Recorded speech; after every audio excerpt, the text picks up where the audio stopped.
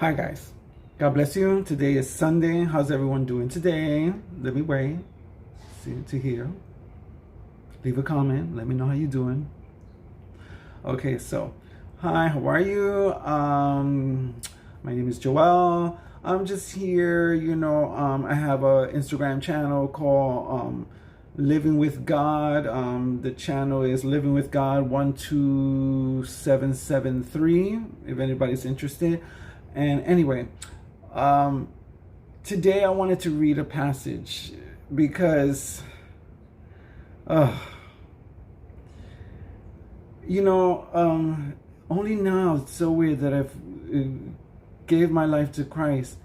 You start learning things and realizing things and taking to heart things that you didn't take before, and maybe seeing the world the way it is, and then it's like I also almost start feeling like a defense for God, because I keep on noticing, especially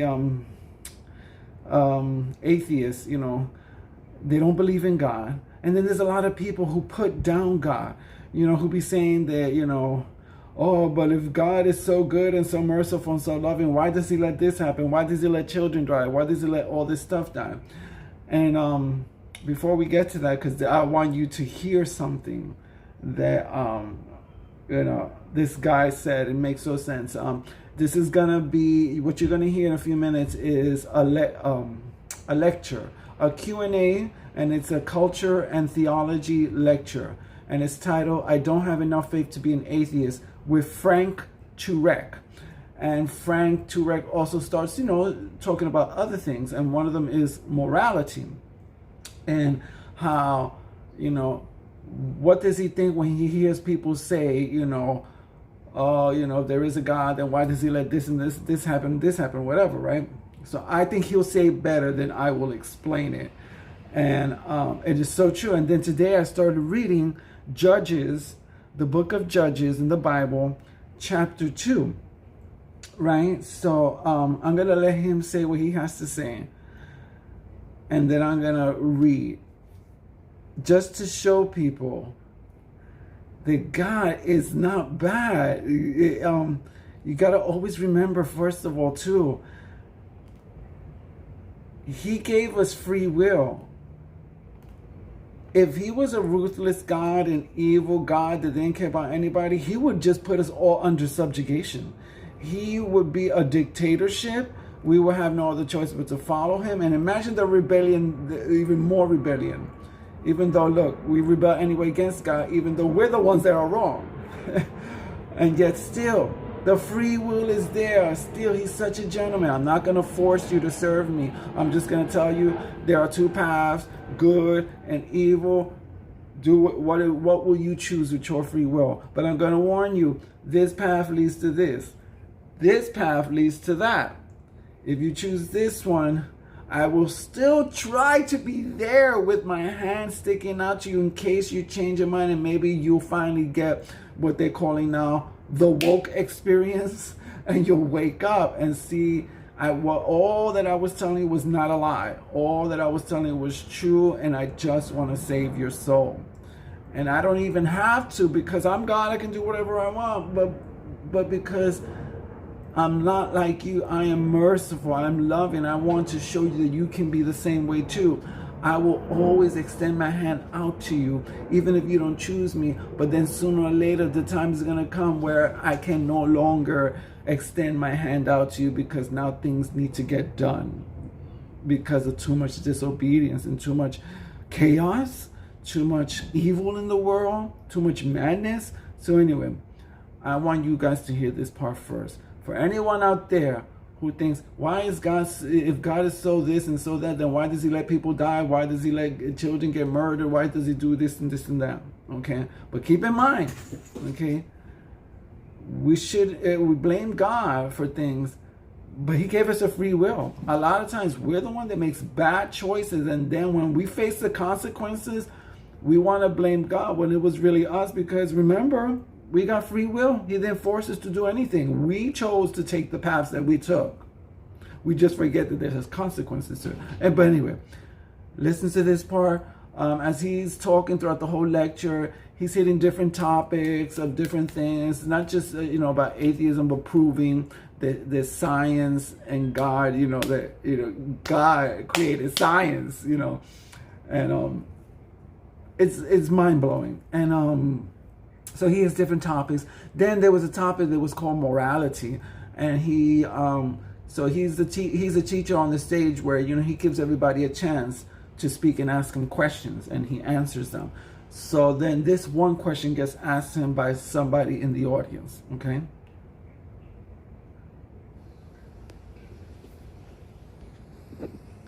I think at one time or another, Christians and especially non-Christians have struggled with when you think about morality and when God had both not only the men but the women and the children slaughtered, like after Moses came down from the mount and he opened up the earth and everyone.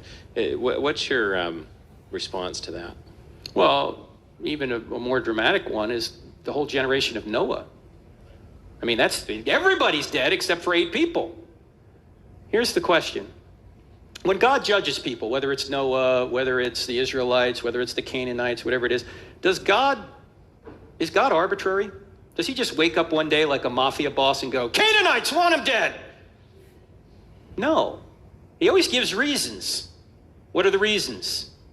Well, in the terms of the Canaanites, they're practicing not only bestiality and all sorts of sexual sin, they're also sacrificing their children to the molten god Molech. That's the guy that I mentioned They would before. literally put their kids on a molten hot, bull-headed god, and the kids would shrivel up on the arms of this heated god.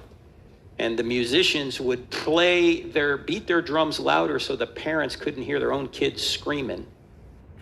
That's one of the guys that I told you about. If anybody has kept track of a lot of the stories that I've posted on Instagram, I never got to finish this one history lesson that I was reading about. But if you guys pay attention, it was about the unholy trinity and about 3 main gods/demons that were mentioned throughout the whole time in the past. And one of them that I mentioned was Molech. And he was a god/demon that was known for sacrificing children, a lot of children, to his faith. Okay? So he would have parents sacrifice their children to him.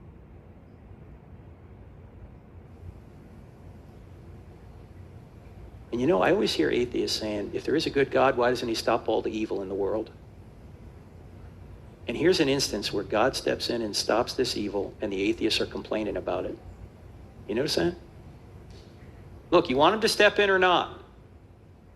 He steps in and he stops it. Now, the key question here is, can God murder anyone? We can murder because we're not the giver of life, so we're not supposed to take life. But God has the authority to take life anytime he wants. He has the authority to take you out at 2 years old or 82 years old. It's up to him. In fact, if God exists and if there's an afterlife, people don't really die, they just change location. God can move you from this location to another location anytime he wants. So if you look in the Old Testament, these instances of God intervening to kill people, that's totally within his prerogative. And by the way, it's interesting to me, the same people that say that God ought not kill these children are the same people that don't want any laws against abortion. Why is it that when God plays God, it's immoral, but when we play God, we call that a moral right? God has the authority to give life and take life, but he doesn't do it arbitrarily. So that's the way I view those passages. And in fact, if you really want to get into this, there's a book written by Paul Copan called Is God a Moral Monster? I just bought that book. And he gets into all these issues from the Old Testament and deals with them very well. So if you're really interested in this topic, I'd highly recommend you get that book, Is God a Moral Monster? I just bought that book on Amazon. I'm waiting for it to come in, okay? Because I want to do my homework and I want to get into things and read deeper into things. Yes, okay. So you hear what he said about that, okay? It's like, we're never satisfied as human beings. Don't matter if you're an atheist or anything. We're never satisfied as human beings, because then when God doesn't intervene, we get pissed. We don't want to believe in him. We hate him. But when he does intervene, we judge him as if we have the right to do that. All of a sudden, we're questioning him. All of a sudden, we don't like him anyway still, because then we don't like the way he went about it. I mean, like, okay, we complain that God doesn't intervene and does what he's supposed to do. Then when he does it, we still complain. It's like, it's never enough for us. And that's what's sad. It's like, you know, make up your mind. You complain if he doesn't intervene, but if he does intervene, you complain. Then probably we shouldn't say anything at all and just keep quiet. And second of all, when he does finally intervene, we're not going to tell him what to do and how to do it. He is God. We don't have the understanding, the intelligence of higher power to even fathom and think that we have the right to tell God how to do it right, when we don't even know how to get our own lives right.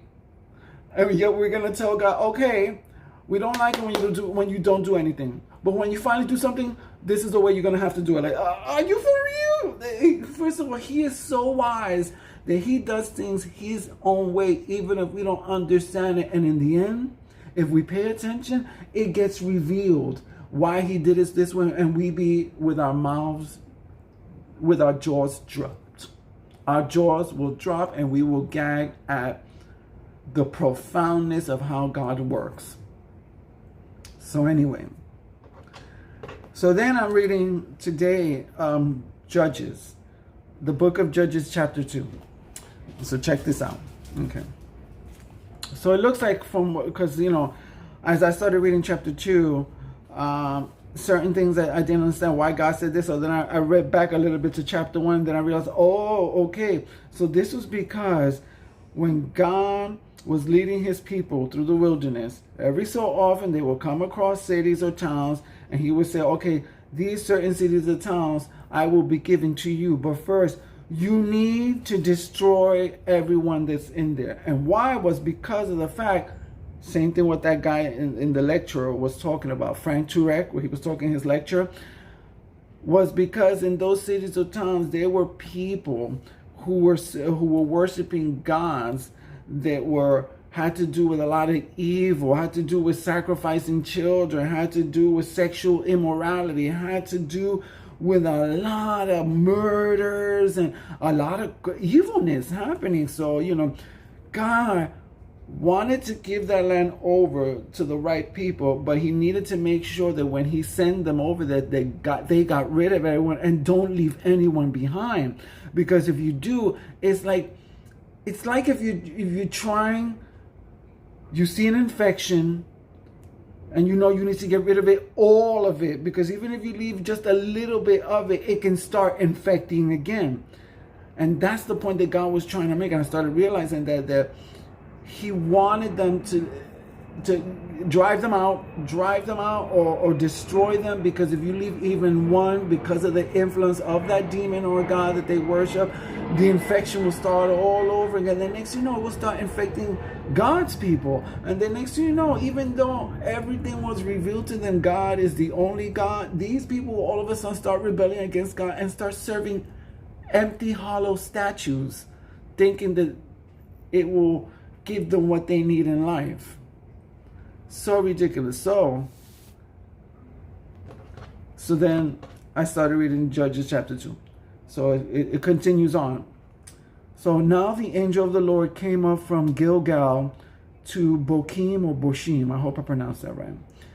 And he said, I brought you up out of Egypt and led you into the land which I have sworn to your fathers. And I said, I will never break my covenant with you. And as for you, You shall make no covenant with the inhabitants of this land. You shall tear down their altars, but you have not obeyed me. What is this you have done? Therefore I also said, I will not drive them out before you, but they will become as thorns in your sides, and their gods will be a snare to you. When the angel of the Lord spoke these words to all the sons of Israel, the people lifted up their voices and wept. Because they knew they did wrong, and now they're going to have to face the consequences. Wow. So they named that place Bochim, Bochim, and there they sacrificed to the Lord. When Joshua had dismissed the people, the sons of Israel went each to his inheritance to possess the land. The people served the Lord all the days of Joshua, and all the days of the elders who survived Joshua, who had seen all the great work of the Lord, which he had done for Israel. Then Joshua, the son of Nun, the servant of the Lord, died at the age of 110, and they buried him in the territory of his inheritance in Timnath Heres, in the hill country of Ephraim, north of Mount Gaash, or Mount Gaish. All that generation also were gathered to their fathers, and there arose another generation, a new generation, after them, who did not know the Lord, nor yet the work which he had done for Israel. Then the sons of Israel, the new generation, then the sons of Israel did evil in the sight of the Lord, and served the Baals. That was one of the gods that I told you about. It's three gods named Baal or Baal, Ashtaroth, which is the goddess of sexual immorality, and Molech, which is the god where, children were sacrificed to him. And they forsook the Lord, the God of their fathers, who had brought them out of the land of Egypt, and followed other gods from among the gods of the peoples who were around them, and bowed themselves down to them. Thus they provoked the Lord to anger. So they see the real living God. He has proven that he is real. Ever since, Moses all the way through the wilderness, walking with him in the daytime as a cloud in the sky. And just in case if you didn't know it was him, in the nighttime, he was a pillar of fire walking in front of them. What more proof do you need that this is a real God? This is the God, okay? But they still wanted to worship statues. Empty statues made out of wood, made out of stone, made out of rock, hollow, nothing in it, no presence whatsoever, no signs of nothing. Okay. So they forsook the Lord and served Baal and Ashtaroth. Remember I told you that the goddess of sexual immorality.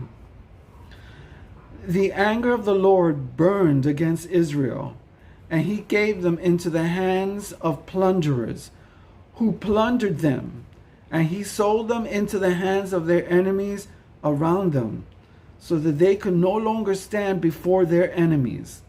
Wherever they went, the hand of the Lord was against them for evil, as the Lord has spoken and as the Lord has sworn to them, so that they were severely distressed. Then the Lord, I love this part. Then the Lord raised up judges who delivered them from the hands of those who plundered them. Look at that. Even though they brought this upon themselves, even when God warned them, don't do this, and they still wanted to be like, you don't tell me what to do, I do what I want. And they suffered, and they pay the consequences for their actions, and God even left them to their own devices. But still, he was he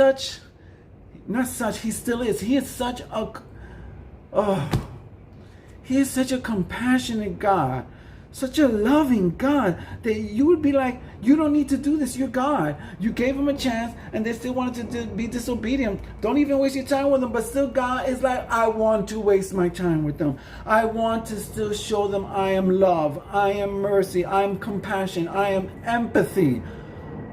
Even though they did me wrong, I'm going to send these judges to try to get them back on the right path.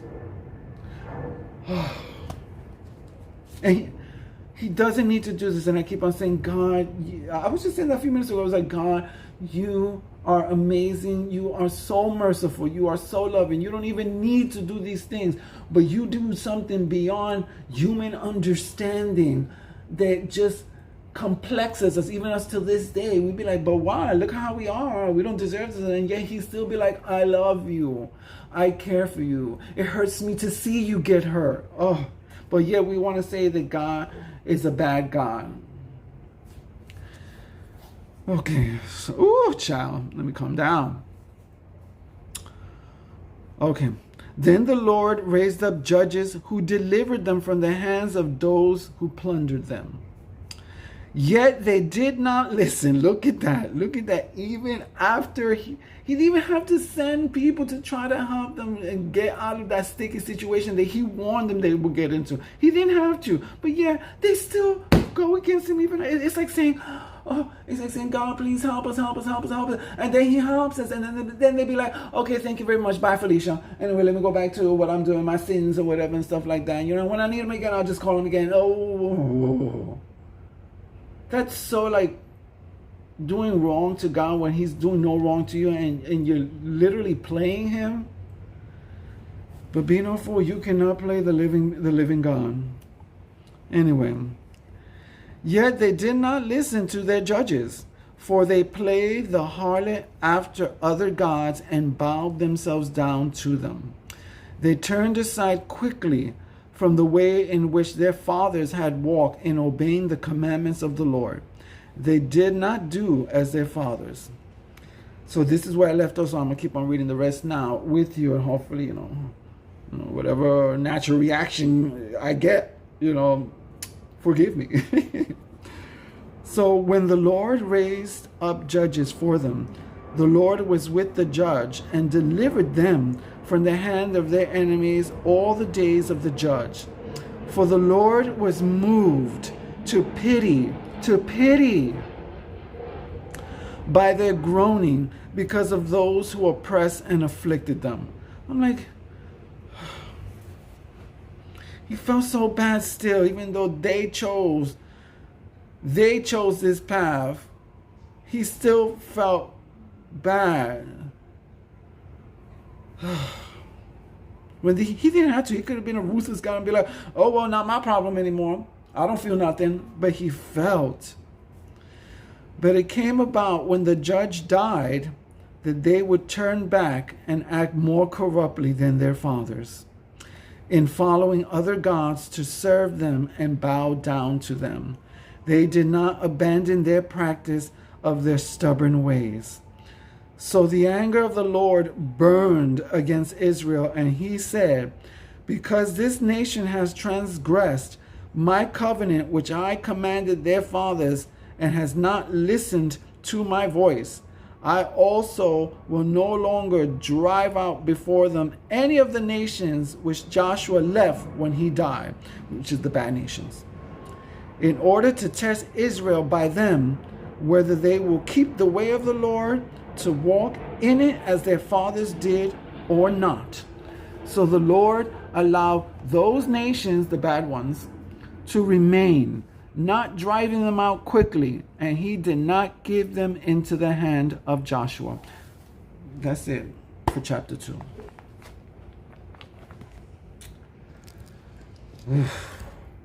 What do I say now after saying all of that? After what you heard in the lecture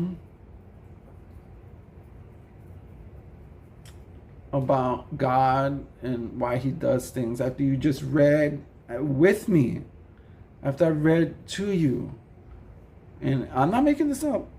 I'm not making up my own words, because I know some Christians, they can do that, okay? Even false prophets, they can do that. They can take things and be like, oh, but let me twist it towards my convenience so that I can lure people to believe in what I want them to believe in. No, you check for yourself.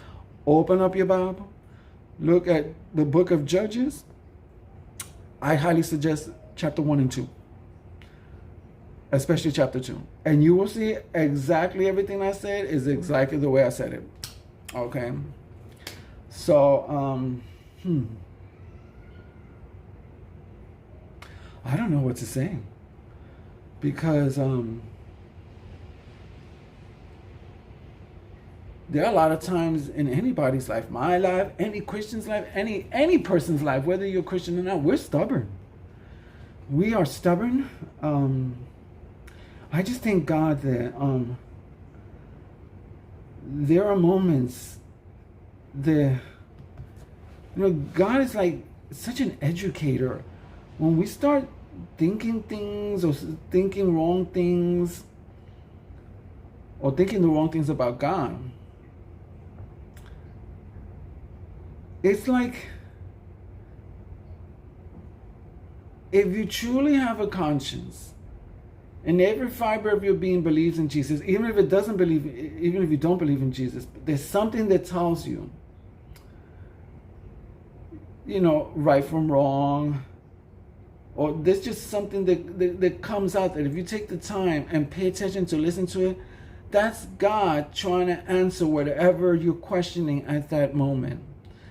So if I question something, or if I'm feeling a certain way, or am I feeling depressed, or if I don't understand something, or if I'm feeling confused, or if I'm feeling insecure, or I'm just dealing with some battles right now, or whatever. It's funny how all of a sudden I can turn on something, or something on TV and YouTube. I can open up a passage in the Bible, and all of a sudden it answers a question that I have. It brings relief to something that I was feeling burdened by. God gives me more education even when I'm not looking for it sometimes. And I'm like, then I hear it and I'm like, wow. And then my mind opens up a little more. My mind starts seeing things in another way. It starts not even seeing things in another. It's like the truth starts just being unfolded in front of me, and I listen, and I'm like, wow, like I forgot about that. I do be like saying, I don't know why atheists feel this way, and sinners, a lot of people who don't believe in God feel this way or whatever.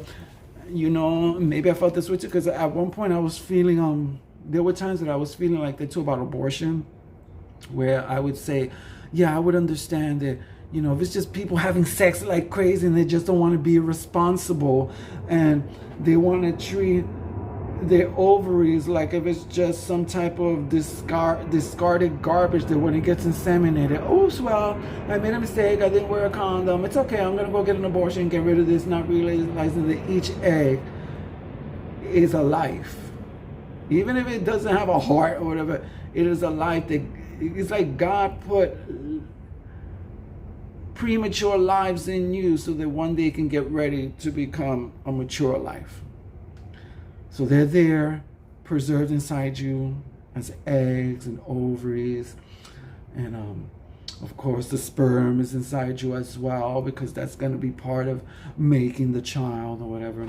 And I used to be like, I can understand that abortion is wrong and it's sinful, because you have a lot of people out there who don't even respect that part of life, and they only care about their bodies. They only care about bringing pleasures to their body that sometimes they don't realize that, first of all, if you do it, I'm not saying you should, but if you end up having sex, immorality sex, sex not before marriage, and you just want to go crazy and have sex with all these people and different partners or whatever, and not even care about wearing a condom, and then knowing the fact that there's a possibility, boom, you're going to get pregnant.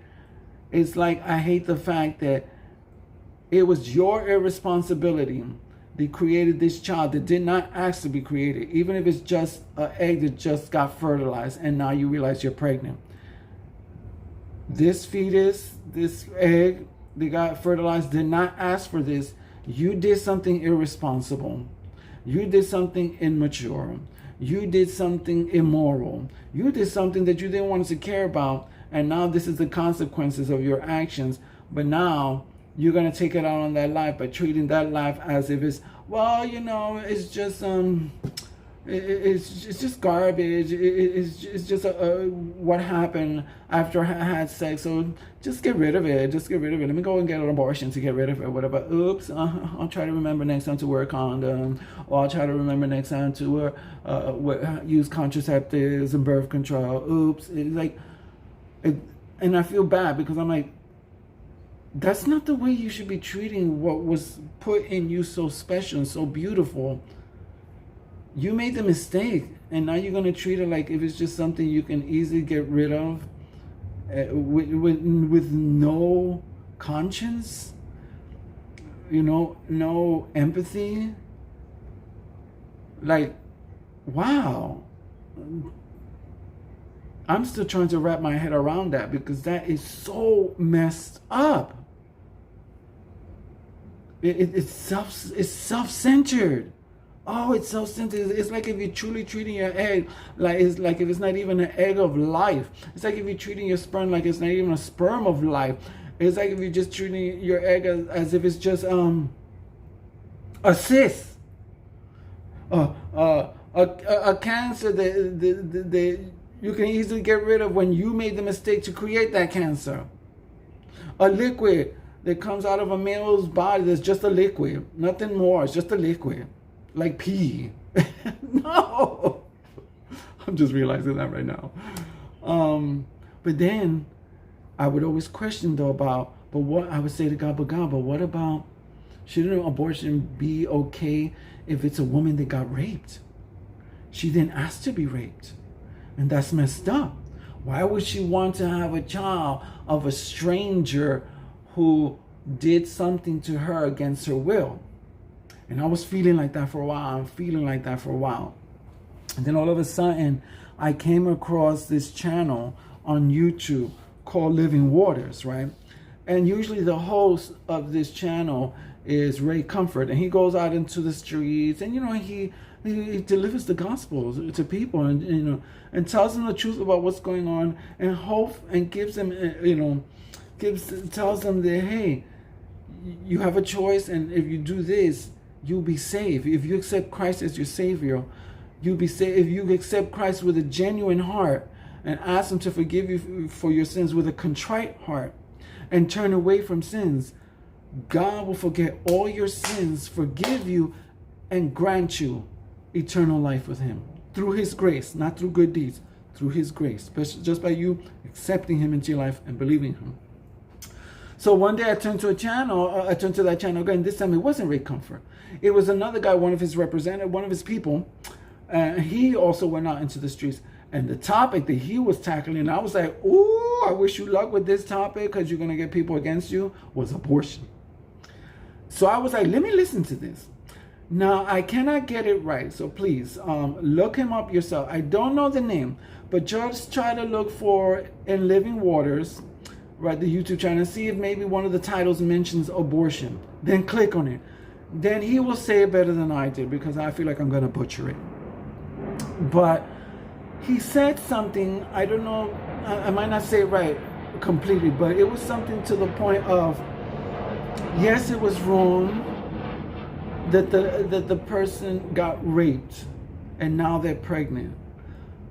But why should the mother and the child have to suffer for the actions of someone who was evil and irresponsible? Why should the child die when it wasn't his fault or her fault?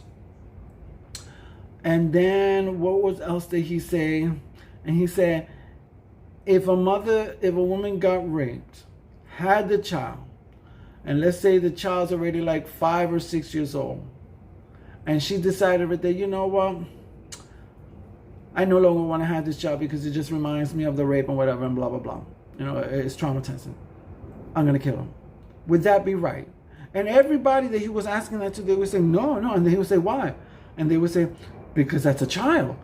And then I guess his point was trying to say is, why should it matter what age of the child when it is a child, a life?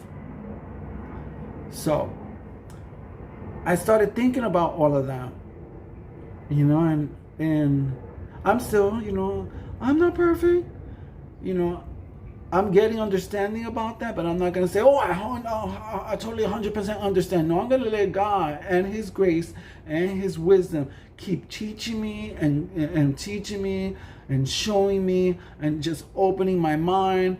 And I'm understanding, even if it seems like it's being cruel, you know, and my understanding of this, it's not.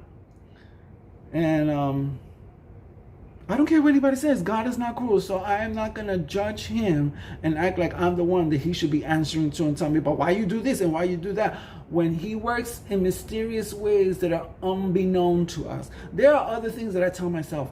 There are other things that I know God is keeping from us. There are so many other mysteries that he probably feels like you're not ready. Your mind is not even there to even comprehend it or understand it. So I'm not going to even tell you. So I can imagine there's probably so many more things, so many more mysteries, so many more things, secrets that God is keeping and not sharing with us. Because if we can't even know how to act with what he gives us now, how are we going to act with more stuff that he gives us? If anything, we'll start judging him more without realizing he is God. He works things in such a weird way that we will never understand. So all we need to do is sometimes just not question him, even though it's hard. Ooh, it's hard because sometimes I get there too and I want to question him. You know, and I got to tell myself, Joel, remember, you are nowhere at the level of understanding of wisdom that he is at. So how he does things and go about things, you will never understand.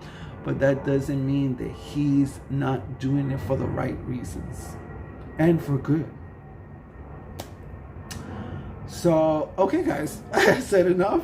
You guys have a nice day out there. This is today that topic that I just talked about, whatever, that God is not a bad God, never was. And as you see, he proved it time and time again. And there's still more. There's still so much more in this book that I read sometimes and I be gagging and be like, what? He did this here too, but he didn't need to do this here. Why did he do that? Oh my goodness, he's so loving. He's so loving. And yet we talk so bad about him. And man, like, he's so awesome. And I hope that you give him a chance to understand and you will gag how awesome he is, that you would even regret all the things that you said bad about him, that I'm still regretting to this day and learning more, because I know sometimes I'm still going to say something else. And I got to be like, ooh, God, check me before I wreck me. And we guys have a nice day and God bless.